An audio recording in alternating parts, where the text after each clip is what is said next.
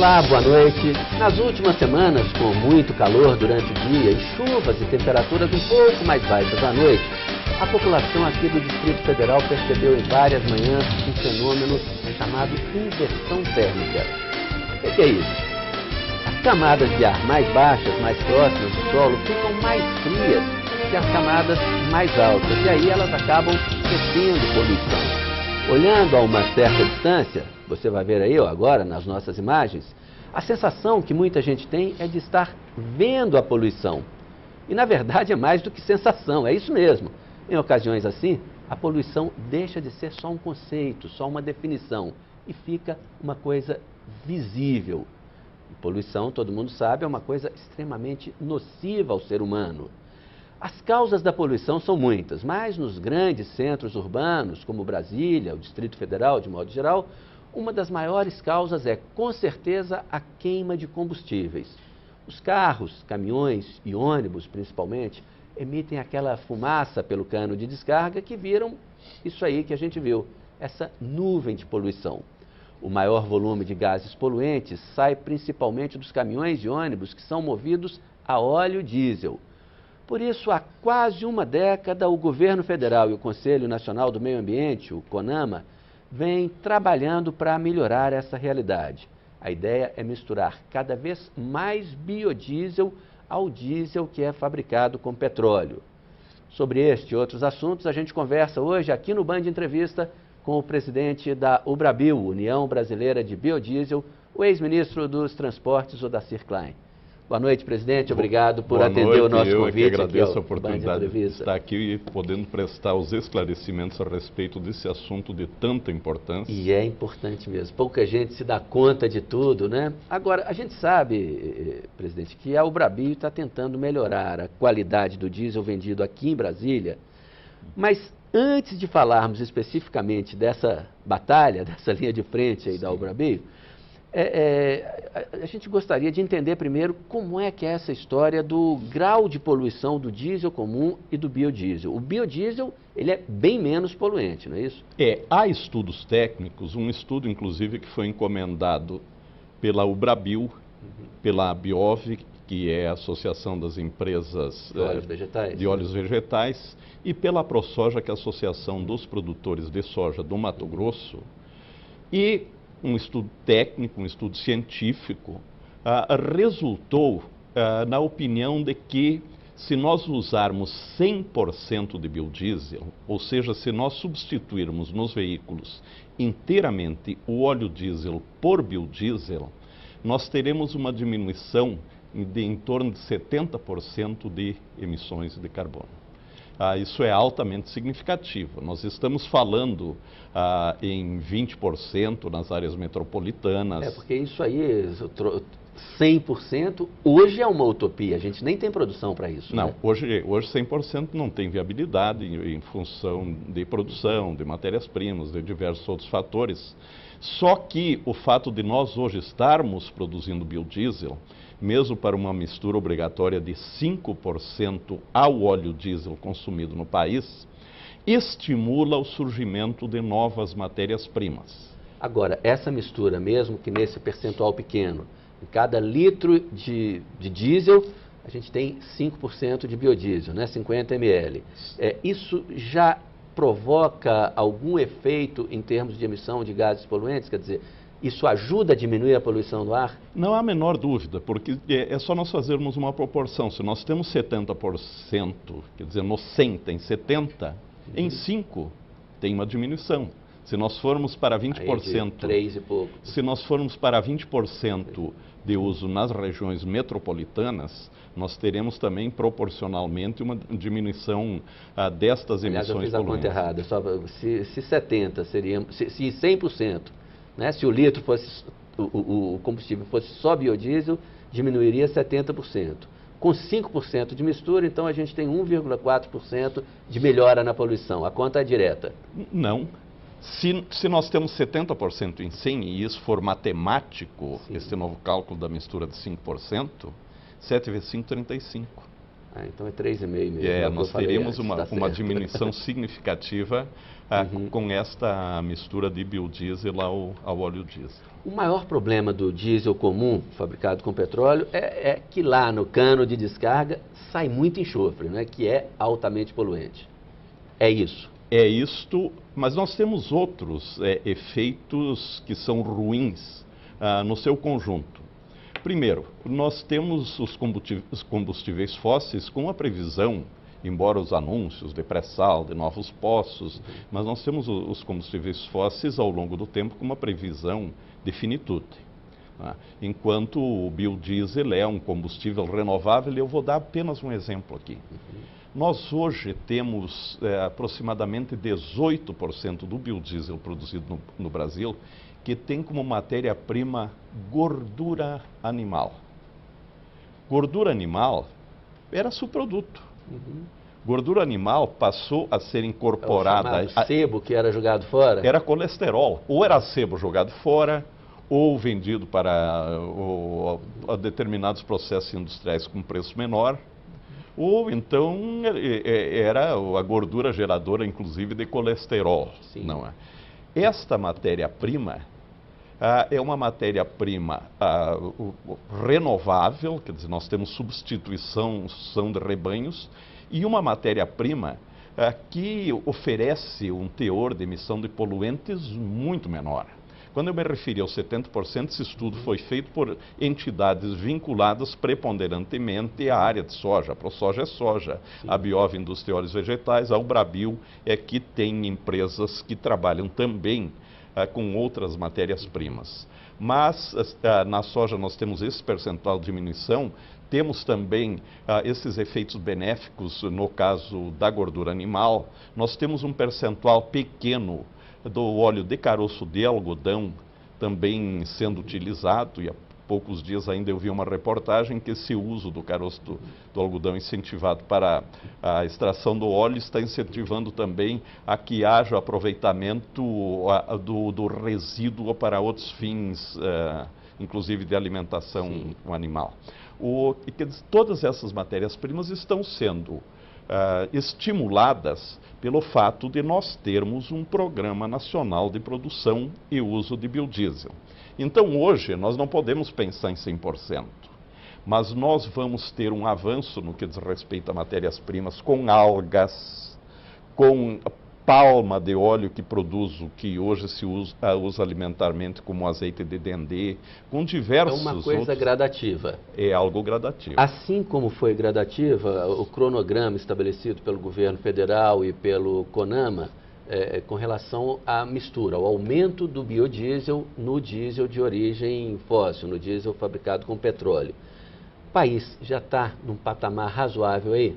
Mas eu gostaria que o senhor respondesse isso daqui a pouquinho, porque agora a gente vai fazer um rápido intervalo. Sai daí não, tá? Que o Band Entrevista volta já já com o presidente da Ubrabil, Odacir Klein. O Band Entrevista de hoje está conversando com o ex-ministro Odacir Klein, que é presidente executivo da Ubrabil, União Brasileira de Biodiesel. Ministro, eu havia deixado no ar no bloco anterior, né, a seguinte pergunta: nós já estamos num patamar razoável de utilização do biodiesel nessa mistura com o diesel?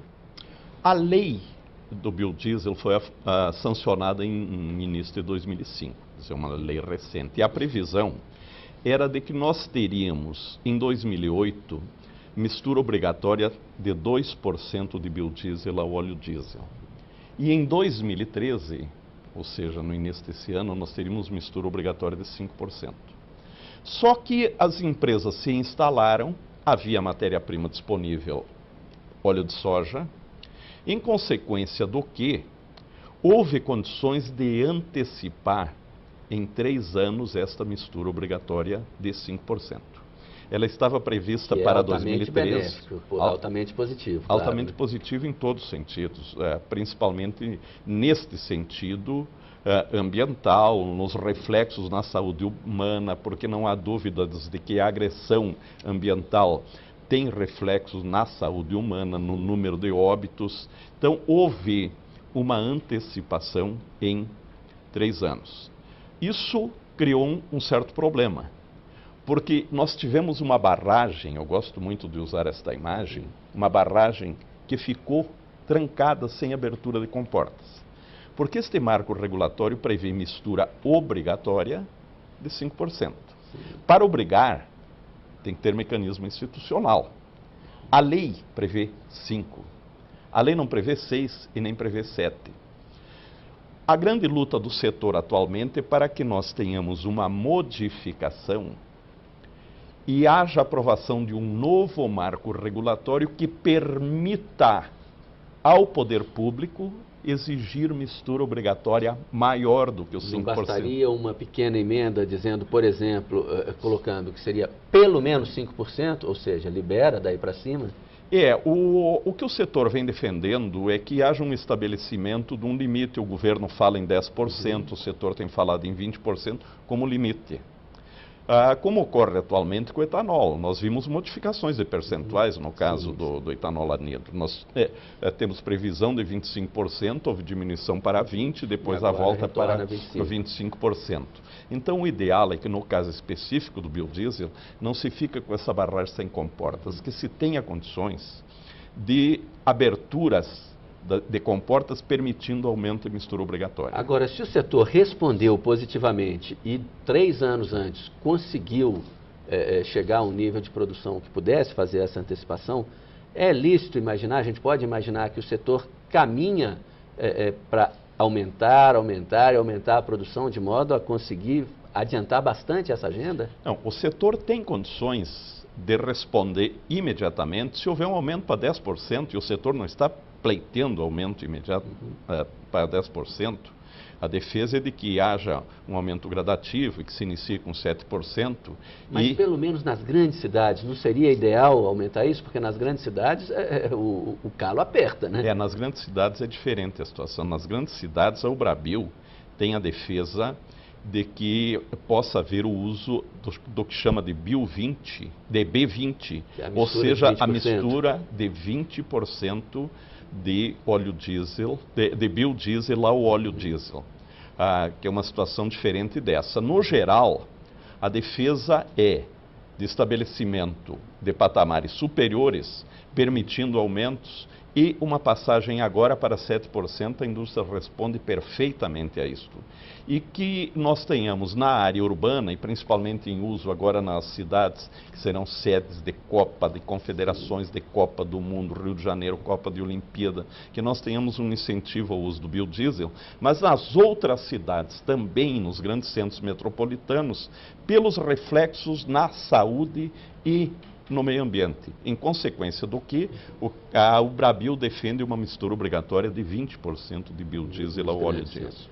Agora, ministro, você está falando aí que o setor já respondeu, está pronto para responder imediatamente, o setor está estruturado.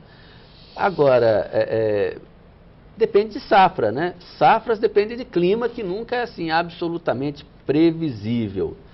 Mesmo assim dá para garantir, e dá para garantir inclusive ainda preços competitivos, porque hoje o biodiesel já é um pouco mais caro que o diesel do petróleo, né? O biodiesel é um pouco mais caro do que o diesel do petróleo, como a mistura obrigatória é 5%, isso não tem profundo reflexo nos preços. Se nós chegarmos à mistura obrigatória nas áreas urbanas, terá que ocorrer o que ocorre hoje no Paraná, ou mesmo em São Paulo, presença do poder público estimulando, deixando de gastar em área de meio ambiente ou em área de saúde, mas fazendo determinados estímulos fiscais a um aumento de mistura obrigatória. Agora, duas questões. Matéria-prima. Nós temos uma matéria-prima, que é a soja, que existe. Às vezes tem oscilações de preço, como ocorreu no ano passado, mas do mercado internacional. Mas aí houve uma resposta imediata de uma outra matéria-prima, gordura animal. Talvez, se o preço da soja cair, o percentual da gordura animal não seja mais o mesmo, até diminua um pouco, porque são matérias-primas disponíveis e que podem ser adquiridas.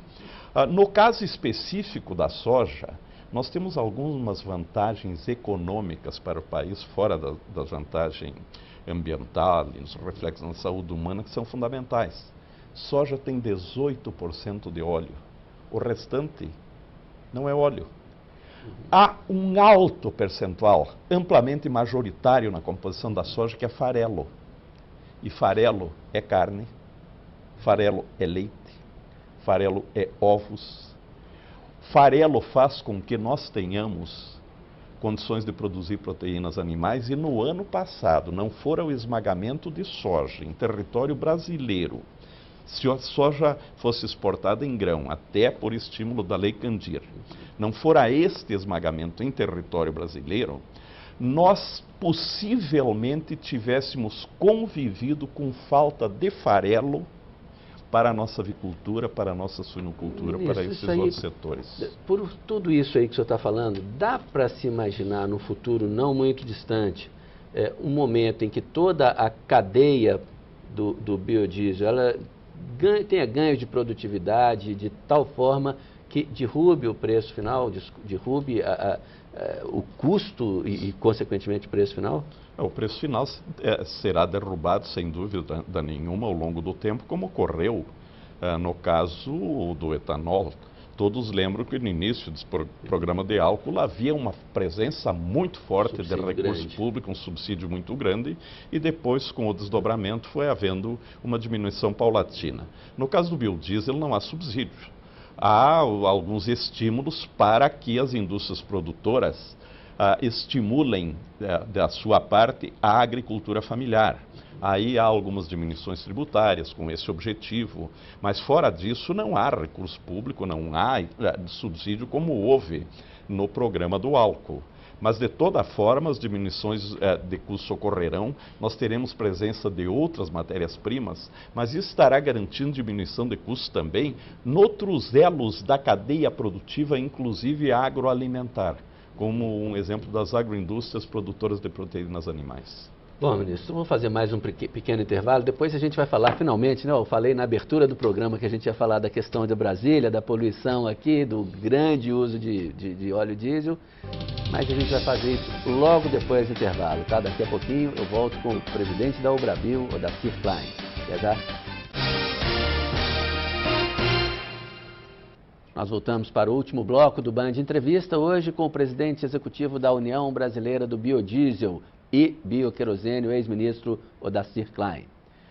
Ministro, abre o programa falando da questão de Brasília, né? Primeiro, toda a frota de ônibus aqui ainda usa aquele diesel mais poluente que existe, né? Por que isso?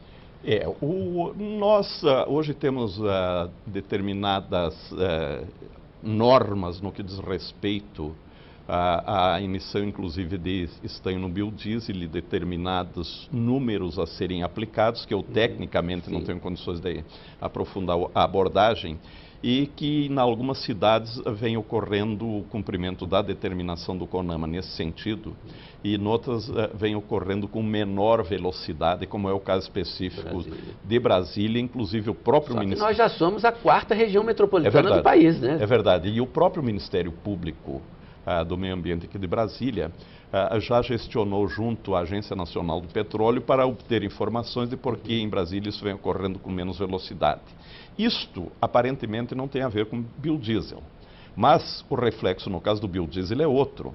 Está havendo a demora na implantação desta sistemática aqui em Brasília e em outras capitais com mais velocidade, mas de outra parte, no momento em que aumentar a mistura de biodiesel, mesmo que não fosse obrigatória, fosse um programa de governo do Distrito Federal, junto com o Brabil, junto com distribuidoras, como já ocorre em Curitiba, como ocorre com determinadas frotas de ônibus em São Paulo, no momento em que ocorresse um acordo no sentido de, em lugar de os ônibus que hoje trafegam com 5% de biodiesel, passasse a trafegar com 20% de biodiesel... É o que o Brabil defende. É o que o Brabil defende. Nós passaríamos a ter uma diminuição desse reflexo negativo.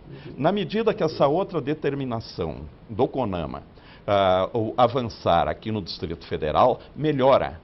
Mas isso pode avançar também se nós tivermos esta mistura obrigatória de 20%, como já ocorre em outras capitais e como deve ocorrer com muita brevidade na maioria das áreas metropolitanas. Mas aquelas imagens que a gente mostrou no início do programa mostram claramente que a gente está precisando disso aqui o mais rapidamente possível. Não há a menor dúvida. O senhor acha que é uma proposta factível antecipar isso aqui para Brasília?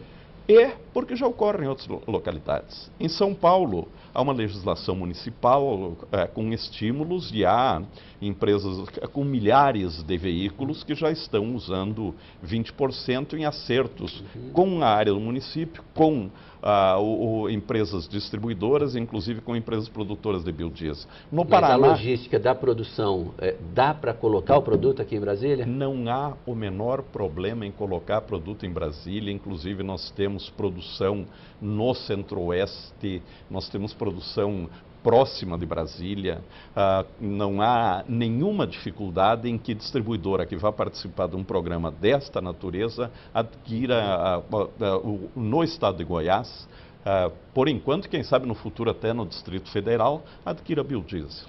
O Programa Nacional de Biodiesel foi importante até para que muitas famílias do campo tivessem aumento de renda, né? Já que a agricultura familiar é uma das grandes fornecedoras da indústria do biodiesel. A nossa região aqui também tem capacidade para incrementar esse fornecimento de matéria-prima? Não há a menor dúvida que tem capacidade, porque o programa exige que as empresas, para serem detentoras de selo combustível social e poderem vender nos leilões até 80% do volume, cumpram determinados compromissos assumidos com o Ministério do Desenvolvimento Agrário no que diz respeito a estímulo à agricultura familiar. As empresas têm que estimular a agricultura familiar e não necessariamente para a produção de oleaginosas, mas inclusive até para outras produções, contanto que a empresa produtora de biodiesel esteja estimulando. Essa região é altamente produtora de soja. Essa região tem pecuária, essa região tem gordura animal, essa região tem condições de ter outras matérias-primas, então não há o menor problema, mas é bom que se repita.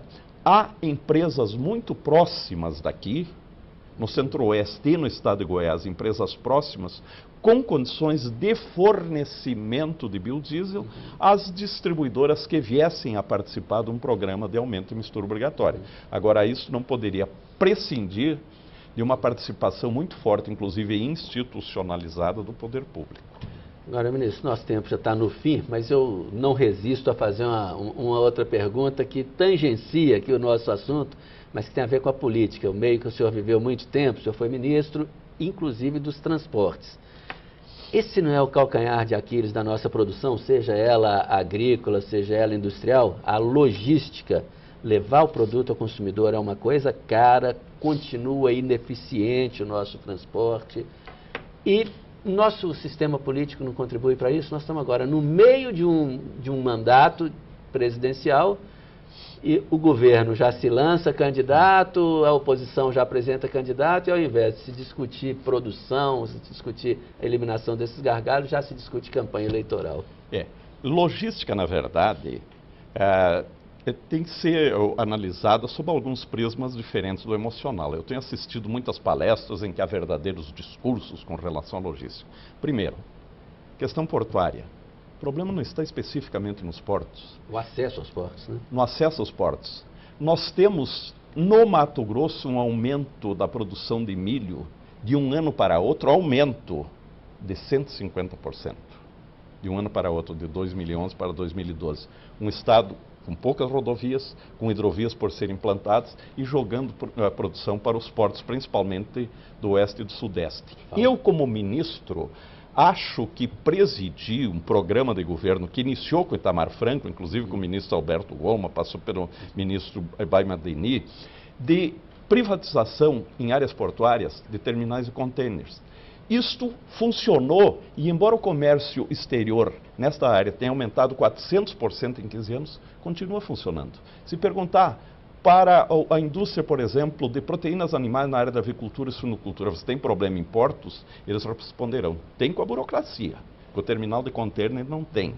Então, esta questão não pode ser discutida de uma forma apenas de dizer, há um problema de infraestrutura. Há gargalos que têm que ser resolvidos. Têm que ser resolvidos com rodovias, com hidrovias, com portos no norte do país. A produção do Mato Grosso, que vai aumentar cada vez mais, não pode continuar saindo por Santos e por Paranaguá ou por Vitória, tem que sair por outras áreas do país.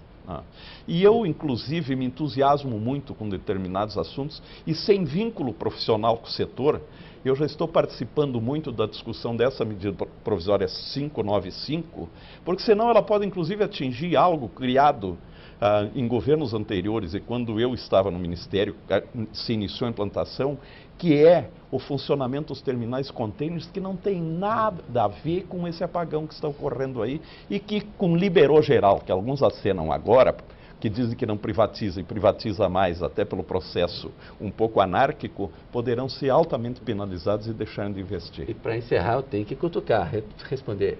A antecipação do debate eleitoral prejudica tudo isso aí?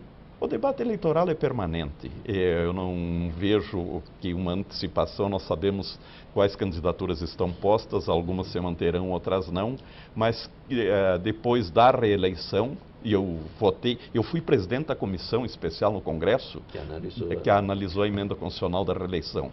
Sou favorável à reeleição, mas depois da reeleição, as campanhas eleitorais, a rigor, são permanentes. Tá bom. Muito obrigado pela sua presença aqui e um bom trabalho. Continue com esse bom trabalho à frente da Obrabil. Obrigado, boa noite. Obrigado, boa noite. E o Band Entrevista de hoje fica por aqui. Obrigado pela sua companhia e a gente volta na próxima semana. Boa noite, até lá.